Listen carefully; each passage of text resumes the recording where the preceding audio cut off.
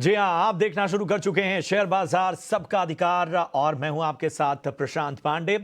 अब इस मुहिम के जरिए लगातार जो निवेशक हैं उनके हाथ हम मजबूत करने का काम कर रहे हैं। छोटे छोटे शहरों के वो निवेशक जिनकी आम क्वेरीज होती हैं, आम उनकी शंकाएं होती हैं, उसका समाधान देने की हमारी कोशिश होती है। और हमारे साथ दो खास एक्सपर्ट निमेश ठाकर और कुणाल रामभिया दोनों मौजूद हैं। सबसे पहला सवाल हम यूट्यूब से लेते हैं जो कि एलेक्स बी ने हम तक पहुंचाया है। जेके पेपर्स पर राय चाहते हैं एलेक्स। इन्होंने 395 के भाव पे लिया हुआ है, लेकिन इनके भाव से अब यह स्टॉक का नीचे आ चुका है। कुणाल, जरा बताइए कि आखिर जेके पेपर्स में क्या करना चाहिए। 395 395 की बाइंग है। अभी हम देख रहे हैं कि 323 रुपए से थोड़ा ऊपर यह स्टॉक इस वक्त नजर आ रहा है। प्रशांत, हम जिस सेगमेंट में स्टॉक की बात कर रहे हैं तो यहाँ पे हमारे व्यूअर को सबसे पहले तो मैं ये बताना चाहूंगा कि अगर हमारा शॉर्ट टर्म व्यू है तो डेफिनेटली एक रिस्क मैनेजमेंट रखे ध्यान में, क्योंकि लंबी अवधि के लिए शायद हम हायर वैल्यूएशन पे शायद थोड़ा बहुत बाय करना सोच सकते हैं, otherwise we have to be very cautious. अब जेके पेपर की बात करें तो रिसेंटली हमने इस काउंटर में करेक्शन देखा 400-450 से लेके ऑलमोस्ट 320 तक, और ये जो करेक्शन था वो 25 से 30% तक का करेक्शन हो चुका है। Near to previous bottom counter पहुंच चुका है, और ये जो प्रीवियस बॉटम की मैं बात कर रहा हूँ वो है जुलाई 2023 की, जो करीब करीब 310-315 के पास आ रही है। So keeping that in mind, because counter already इतना नीचे आ चुका है और इनकी बाइंग बहुत ही पहले भाव की है और नजदीक सपोर्ट के मिल रहा है एज ऑफ नाउ, इस काउंटर में फॉर टाइम बिंग बने रह सकते हैं। अगर ये काउंटर 310-15 के नीचे भी जाता है, डेफिनेटली प्लीज रिविजिट करिए, चैनल पे आइए, किसी और व्यूअर के किसी और अवेलेबल एक्सपर्ट के पास से ओपिनियन ले लीजिएगा। बट 315 के नीचे इस काउंटर में बने रहना थोड़ा सा रिस्की होगा, फॉर टाइम बिंग इसमें बने रह सकते हैं। रही है, लेकिन 310 315 के अगर नीचे जाता है तो थोड़ा सा आपको एक बार और रिव्यू करना होगा। चित्रा मेरे साथ फोन लाइन पर है। नमस्कार चित्रा, स्वागत है आपका शेयर बाजार सबका अधिकार हमारी इस खास मुहिम में।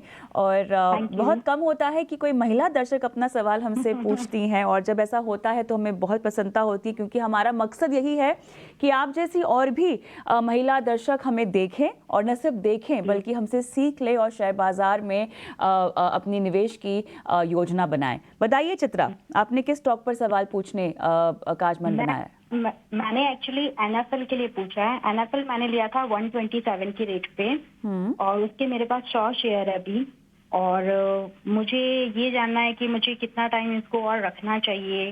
अगर मान लीजिए कि मुझे एवरेज बैलेंस करना है तो क्या मुझे और लेना चाहिए, तो मुझे वो थोड़ी सी गाइडेंस चाहिए।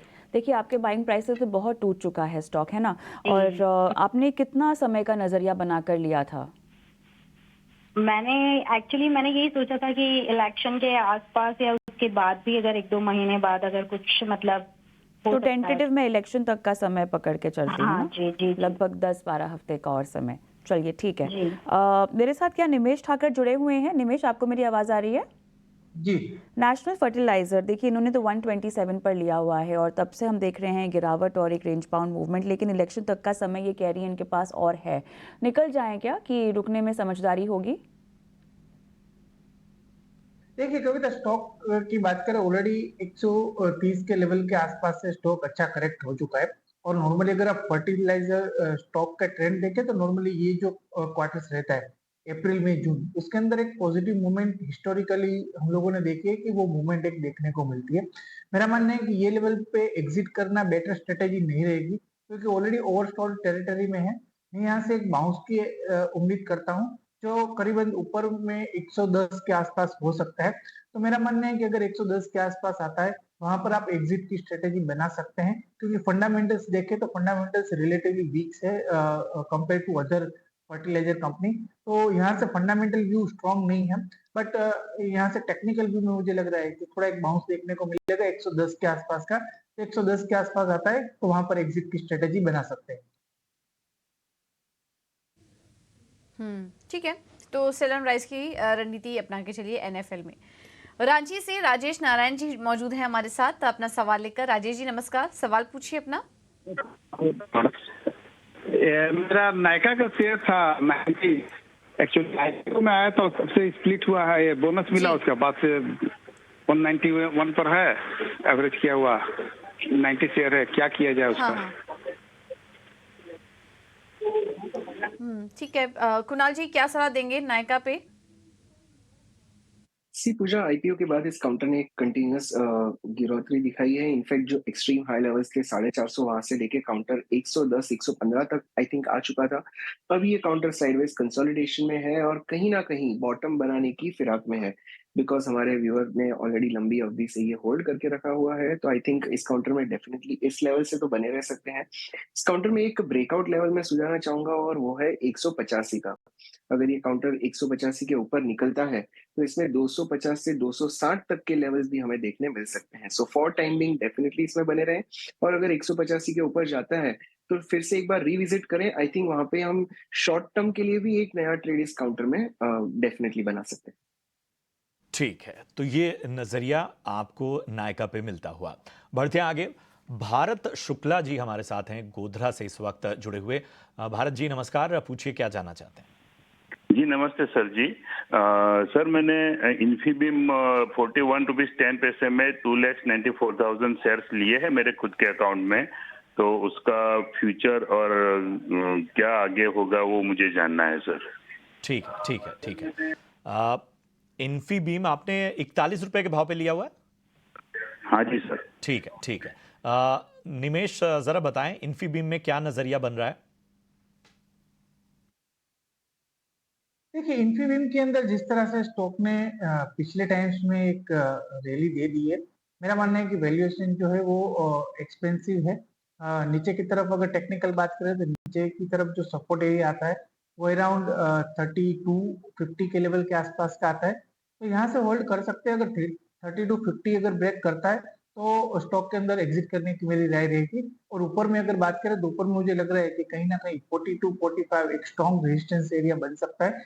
तो वहां अगर आता है तो वहां पर थोड़ा पार्शियल प्रॉफिट बुक करने की स्ट्रेटेजी बना सकते हैं। तो क्लियर है, 32 ब्रेक करता है तो एग्जिट कर दीजिए, और 42 के आसपास आता है तो वहां पर पार्शियल प्रॉफिट बुक कीजिएगा। राइट, चलिए कुछ यूट्यूब के दर्शक हैं, मेरे ख्याल से उनके भी सवाल शो में शामिल करने चाहिए। और अनुराग पटेल का एक सवाल है, कुणाल आयोन एक्सचेंज में इन्होंने खरीदारी कर रखी है 520 के भाव पर। मेरे पास इनकी इन्वेस्टमेंट होराइजन नहीं है, बट आयोन एक्सचेंज 520 इन्होंने रेट लिया हुआ है। सी कभी का साइडवेज कंसोलिडेशन वाला काउंटर है। करीब जुलाई से लेके अब तक इस काउंटर ने खास कोई परफॉर्मेंस नहीं दिखाया है। एक जो सपोर्ट लेवल है वो 450 का है। काउंटर ने रीसेंट बॉटम जो बनाई है वो 430 पे बना के फिर से रिक्लेम कर लिया था। बट अगर रुझान देखें तो near term is negative, long term is sideways. इस काउंटर से जितना जल्दी बने उतना निकल सकते हैं। बाय एनी चांस अगर ये काउंटर 520 के ऊपर निकलता है तो एक शायद एक नई पॉजिटिव रुझान शुरू हो सकती है, बट अदरवाइज ये साइडवेज नहीं रहेगा। सो हमारे व्यूअर को अगर कंफर्ट हो तो इस लेवल पे डेफिनेटली एक बार एग्जिट कर दें। ओके, तो एग्जिट करने की सलाह है आयन एक्सचेंज से। रतलाम से अमित जी जुड़े हैं हमारे साथ फोन लाइन पर। अमित जी नमस्कार, सवाल पूछिए अपना। नमस्कार, मेरा सवाल है मैडम, ई पैक ड्यूरेबल का जो आईपीओ अभी हाल ही में लिस्टेड हुआ था उसको वो मुझे अलॉट हुआ था, 65 शेयर थे 230 के रेट पे। अभी वो डाउन ट्रेड में है तो क्या एवरेज करना चाहिए या होल्ड करें? और दूसरा सवाल था मैडम, तिलक नगर इंडस्ट्रीज पे 30 शेयर है 232 के रेट पे, इस पे क्या करना चाहिए? ठीक है, ठीक है। ई टेक्नोलॉजीज और दूसरा कौन सा स्टॉक बताया आपने? Tilak Nagar industries, TI। ठीक है, तो ई टेक्नोलॉजीज राइट, आईपीओ के बाद से अच्छा ई पैक ड्यूरेबल है आपके पास। ठीक है, ई पैक ड्यूरेबल, यहाँ पर दबाव तो आया है। निमेश आपसे समझने की कोशिश करेंगे, आईपीओ भाव के अभी नीचे कारोबार कर रहा है और इन्हें आईपीओ के समय अलॉट हुआ था जैसा कि इन्होंने बताया, तो वहाँ से नुकसान हो रहा है। कैसी लग रही है आपको ये कंपनी, अगर आप इस पर राय दे पाए तो? और तिलक नगर इंडस्ट्रीज पर भी अपनी सलाह दीजिए। देखिए, ई पैक ड्यूरेबल को मैं ट्रैक नहीं करता तो उसके ऊपर मेरी राय देना डिफिकल्ट रहेगा मुझे। तिलक नगर ऊपर डेफिनेटली मैं आपको अपना व्यू दे रहा हूँ। तिलक नगर इंडस्ट्रीज की बात करें तो जिस तरह से स्टॉक में हम लोगों ने देखा है कि एक शानदार रैली के बाद स्टॉक एक शॉर्ट टर्म डाउन ट्रेंड में है और एक साइडवे मूवमेंट में चल रहा है। मुझे लग रहा है कि कहीं ना कहीं जिस तरह से कंपनी ने पिछले क्वार्टर्स के अंदर और पिछले 5 क्वार्टर से अगर आप रेवेन्यू ग्रोथ देखें तो एक रेवेन्यू ग्रोथ के अंदर एक स्टेबिलिटी है। ग्रोथ के रिलेटेड जो है थोड़ा इश्यू कंपनी फेस कर रही है, बट ऑपरेटिंग प्रॉफिट और नेट प्रॉफिट के अंदर जो है वो हम लोगों को स्लाइटली ग्रोथ देखने को मिला है पिछले 3 क्वार्टर्स के अंदर। मुझे लग रहा है कि यहाँ से थोड़ा बहुत ग्रोथ ऊपर की साइड स्टॉक प्राइस में भी देखने को मिल सकता है, क्योंकि स्टॉक टेक्निकल की बात करें एक स्ट्रॉन्ग सपोर्ट एरिया के आसपास ट्रेड कर रहा है। 220-225 तक के लेवल शॉर्ट टर्म में मुझे तिलक नगर इंडस्ट्रीज के अंदर देखने को मिलेंगे, ऐसी मेरी उम्मीद है। तो करंट लेवल से व्यू मेरा बुलिश है, 220 के आसपास आए तो फिर से अगर एक बार रिव्यू कर लीजिएगा, ऐसा मेरा मानना है। तो ये है सलाह तिलक नगर इंडस्ट्रीज पर। ई पैक ड्यूरेबल्स आपको थोड़ी राय देना यहाँ पर मुश्किल होगा, क्योंकि हमारे साथ टेक्निकल एक्सपर्ट्स जुड़े हुए हैं जो कि आईपीओ में, क्योंकि चार्ट्स अवेलेबल नहीं है तो हम आपको सलाह नहीं दे पाएंगे। आगे के शो में हम इस पर बात करने की कोशिश करेंगे, लेकिन दूसरे स्टॉक पर आपको राय दे दी गई है। अगले कॉलर को जोड़ते हैं। अशोक जी हमारे साथ इस वक्त जुड़े हुए हैं। अशोक जी नमस्कार, कहाँ से बात कर रहे हैं? नमस्कार, मैं भोपाल से बोल रहा हूँ। अरे वाह, बताइए किस स्टॉक पर है आपका सवाल? मेरे पास ये एमटार टेक के एमटार टेक है मेरे पास। जी जी जी, 70 शेयर है 2250 में, लॉन्ग टर्म के लिए लिया हूँ। ठीक है, 2250 के लेवल पे आपने एमटार टेक का स्टॉक का लिया हुआ है। लॉन्ग टर्म का नजरिया है, हालांकि आपके भाव से काफी नीचे आ चुका है स्टॉक का। राइट। कुणाल जरा बताइए एमटार टेक पे क्या नजरिया अशोक जी को, एक बेहतर गाइडेंस दीजिए। प्रशांत, इनका लंबी अवधि का नजरिया है तो डेफिनेटली लिस्टिंग से लेके अगर अब तक की बात करें तो मार्च 2021 से counter clear higher top higher bottom बनाए जा रहे हैं। एक्सट्रीम वॉलेटाइल काउंटर है, उसी वजह से हमें इसमें स्विंग्स बहुत बड़े देखने मिल रहे हैं। रिसेंटली इस काउंटर ने 2800 पे टॉप किया और फिर से इतना नीचे आ चुका है, but for time being it's exactly near to support. अगर लंबी अवधि के चार्ट की बात करें तो रुझान अभी भी पॉजिटिव है, इस प्रेजेंट लेवल पे डेफिनेटली बने रह सकते हैं। और अगर नजदीक के समय में काउंटर 1750 से 1800 के ऊपर अगर निकलता है तो आई थिंक ये जो पूरा डाउन ट्रेंड हमने रीसेंट टाइम में देखा है वो एक कंप्लीट होगा और यहाँ से रिवर्सल होने की पूरी संभावना है। तो लंबी अवधि के नजरिए से इस काउंटर में डेफिनेटली बने रह सकते हैं। एक सपोर्ट लेवल ध्यान में रखा होगा और वो है 1575। अगर ये 1575 के नीचे जाता है तो एक बार फिर से रिविजिट करिएगा, अदरवाइज इस काउंटर पे बने रहने की सलाह। 1575 एक सपोर्ट लेवल, आपको ये लेवल ध्यान में रखना होगा, नज़रिया लंबा रखें और अगर 1575 के नीचे जाता है तब थोड़ा सा आपको रिविजिट करना होगा। यूट्यूब के दर्शकों का सवाल हम लेते हैं और रजनीश पाल का सवाल है आदित्य बिरला फैशन पर और 250 के भाव पर निमेश इन्होंने खरीदारी कर रखी है। नज़रिए का आइडिया नहीं है लेकिन 250 शेयर 250 के भाव पर।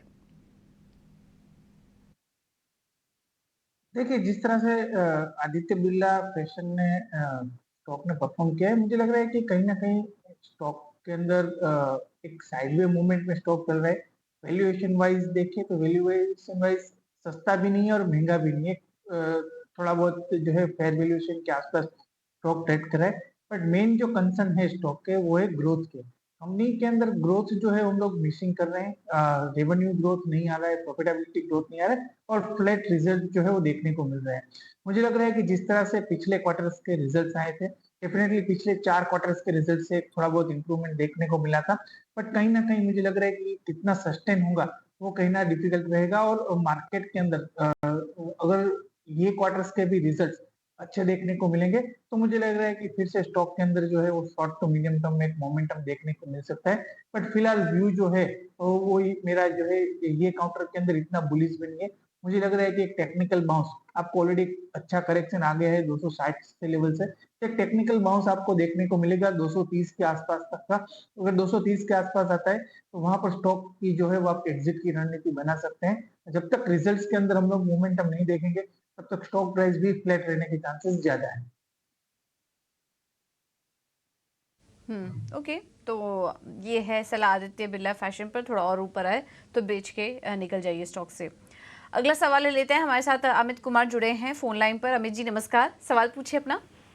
नमस्कार जी, मैम हमारे पास अभी जोमेटो के 2500 शेयर हैं जो मैंने बाय किए थे 155 रुपीज पर।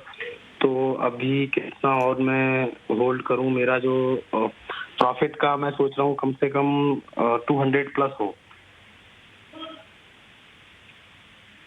अच्छा ठीक है, कुणाल जी क्या सलाह देंगे? जोमेटो ये वेट कर रहे हैं कि 200 के ऊपर जाए तब निकलें, और उतार चढ़ाव के बीच और काफ़ी सारे खबरों के बीच हमने देखा कि जोमेटो पिछले 6 महीने का अगर आपको चार्ट दिखाएं 70% ये स्टॉक चल चुका है, 200 के लेवल्स का वेट कर रहे हैं। चार्ट्स पर क्या आपको वो लेवल नज़र आ रहे हैं, और अगर आ रहे हैं तो कब तक वो लेवल्स वापस आ सकते हैं? इन स्तरों पर क्या करें जोमेटो में?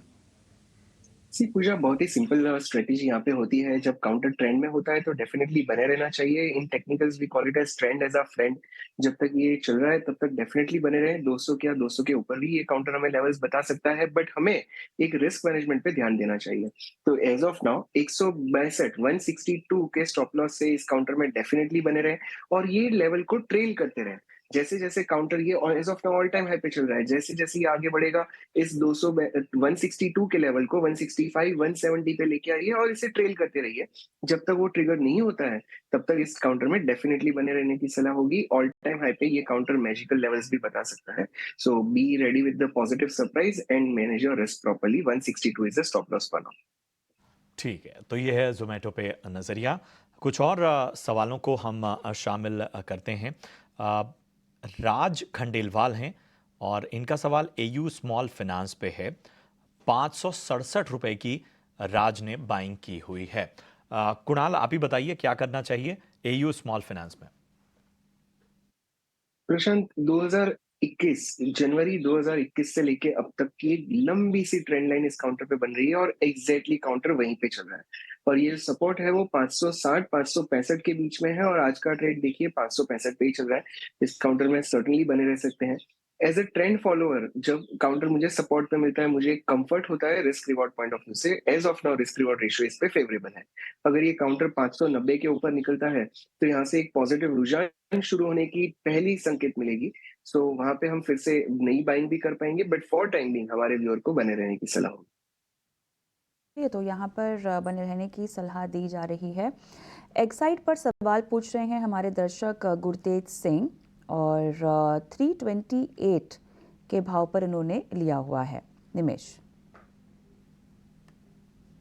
देखिए एक्साइट के अंदर बात करें तो एक्साइट के अंदर लॉन्ग टर्म नजरिया डेफिनेटली बुलिश है। जिस तरह से हम लोग ईवी सेगमेंट के अंदर रैंप अप हुए देख रहे हैं और जिस तरह से ईवी सेगमेंट डेवलप हो रहा है डेफिनेटली एक्साइट लॉन्ग टर्म के लिए अच्छा बन सकता है। अगर रिजल्ट की बात करें क्वार्टरली रिजल्ट्स जिस तरह से कंपनी ने दिए थे मुझे लग रहा है कि स्टेबिलिटी देखने को मिले। ग्रोथ जो मार्केट एक्सपेक्ट कर रहा है वो मोमेंटम के हिसाब से नहीं है तो स्टॉक के अंदर यहाँ से डाउनसाइड मुझे कम लग रही है।